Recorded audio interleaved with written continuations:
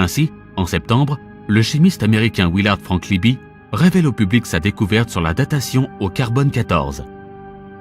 Ce même chimiste travaillait sur la fabrication de la bombe atomique lors du projet Manhattan. Sa découverte permet de donner un âge à des éléments archéologiques, géologiques ou encore géophysiques. Une innovation qui révolutionne le monde scientifique et va être utilisée dans le domaine de l'archéologie. La contestation devient désormais difficile.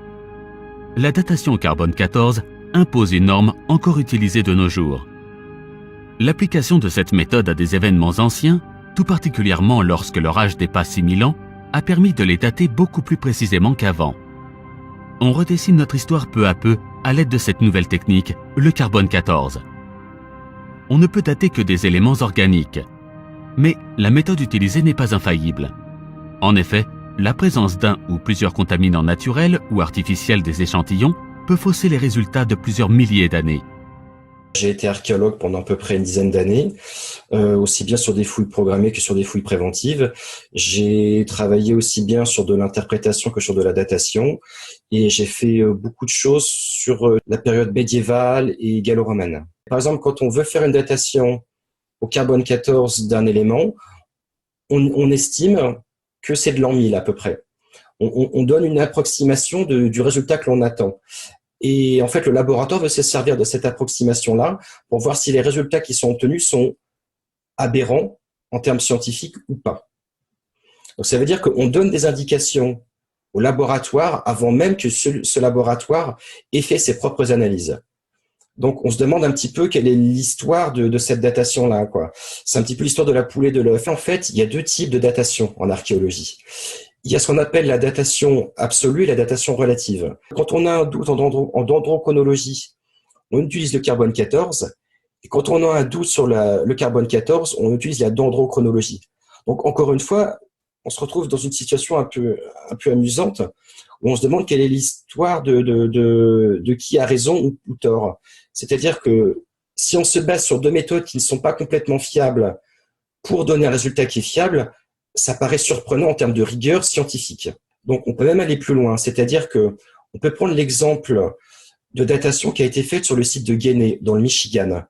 Donc, la datation au radiocarbone a daté le site de 2880 ans avant Jésus-Christ, alors que par thermoluminescence, ce même site a été daté à 12 400 ans. Voilà, on a 10 000 ans d'écart entre la datation au radiocarbone et la datation par thermoluminescence. Les sites préhistoriques ne sont pas datés autrement que par la présence de charbon de bois. C'est-à-dire que si on trouve un charbon de bois dans une grotte où il y a de l'art pariétal, on considère que la datation de ce charbon de bois va permettre de dater les peintures qui sont sur les murs. La grotte de Lascaux, on l'a datée parce qu'il y avait des charbons de bois qui avaient été trouvés dans la grotte. Mais si on regarde avec un petit peu plus d'attention cette datation-là, on se dit qu'il y a des choses qui sont quand même très louches.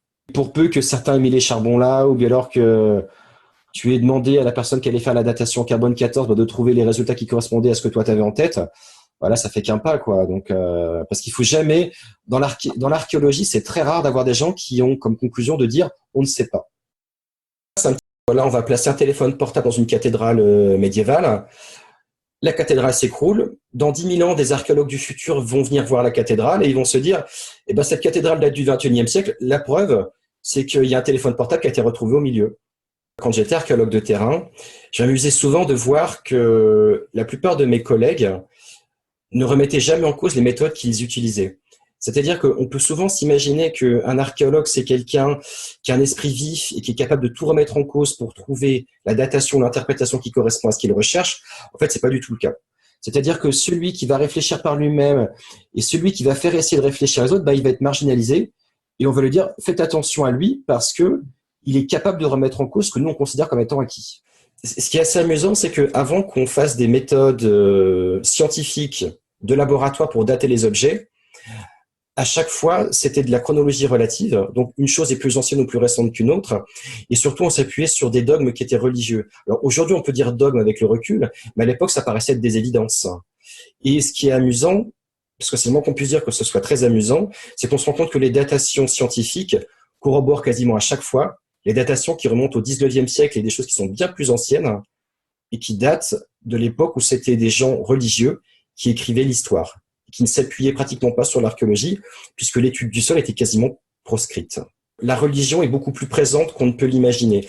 Mais il faut voir l'archéologie de l'intérieur et regarder l'archéologie avec beaucoup de recul pour comprendre ces jeux de pouvoir. Ce qui n'est pas le cas de la plupart des archéologues, puisque étant eux-mêmes dans une situation professionnelle où ils sont obligés de se produire sur la quantité et sur la qualité, ils ne regardent pas en fait tout ce qu'il peut y avoir autour d'eux au niveau professionnel, au niveau du conditionnement intellectuel.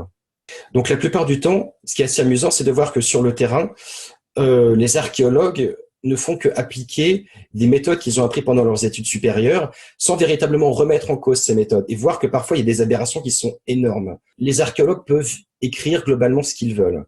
Ce qu'il y a, c'est qu'ils ont deux choses qui viennent les limiter dans leur raisonnement.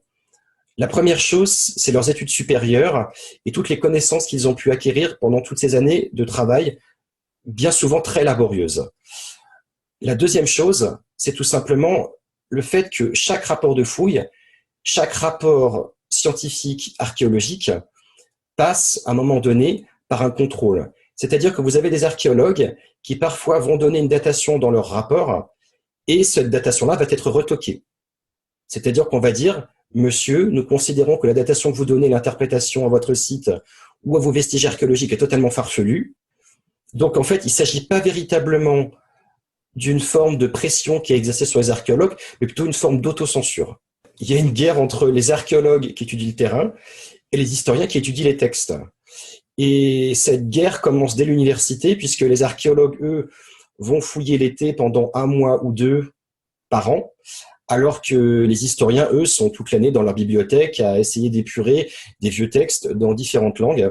Et on se rend compte qu'en fait, aussi étrange que cela puisse paraître, ce sont souvent les historiens qui vont s'appuyer sur les textes, qui vont avoir raison sur les hommes de terrain, qui vont dire mais ce que l'on trouve est totalement différent de ce qui est marqué dans vos livres. Un historien aura quasiment toujours raison sur un archéologue. Même si l'archéologue amène des preuves matérielles, ce sera toujours l'historien qui, en montrant un vieux livre, en montrant un vieux texte qui a été exhumé quelque part, c'est toujours lui qui va avoir raison sur l'archéologue. Une question qui est quasiment jamais abordée dans l'archéologie, c'est quel est l'événement qui a été générateur de la fin de l'ère glaciaire. Et qu'ont pu devenir toutes ces civilisations passées qui ont vécu cette déglaciation assez rapide. Les gens qui sont très spécialisés, qui travaillent là-dedans, dans ce domaine-là, en fait, il y a un blackout complet sur les dernières inversions magnétiques des pôles. Et au-delà de l'inversion magnétique des pôles, eux, ce qu'ils disent souvent, c'est qu'ils ne travaillent pas sur une inversion magnétique, mais ils travaillent sur, en fait, ils travaillent bien plus sur une démagnétisation de la Terre qui mène soit vers une inversion des pôles, soit sur un rééquilibrage et une situation des pôles qui était analogue à ce qu'il y avait avant. Il y a tout ce qui est carottage, notamment dans l'Arctique et dans l'Antarctique, quoi. Ils disent quasiment rien. Ils ne donnent quasiment aucun élément. Alors, et en général, ce qui est assez amusant, c'est que, enfin, je dis souvent que c'est assez amusant, c'est que quand on a le recul pour l'avoir vécu, le truc, on a envie de rire tout le temps, c'est dire, mais vous êtes idiot, tout est devant votre nez et vous voyez rien, quoi. Tout est là sous votre nez. Et vous avez une forme de déni professionnel ou mental, intellectuel, qui fait que, bien que tout soit là, vous préférez regarder à côté et faire l'autruche, quoi. C'est surprenant. Mais humainement, ça s'explique. Ça s'appelle du déni, quoi, rien de plus. L'archéologie, c'est une chose, mais au-delà de ça, il y a 2 autres éléments qui sont très importants pour voir les bouleversements, c'est l'observation des étoiles et la géologie. La conclusion à toutes ces histoires de datation, c'est qu'il faut surtout pas hésiter à remettre en cause ce que l'on croit avoir acquis pendant des années d'études. Et la deuxième chose, c'est qu'il faut savoir aussi se dire, dans certains cas, on ne sait pas. La précision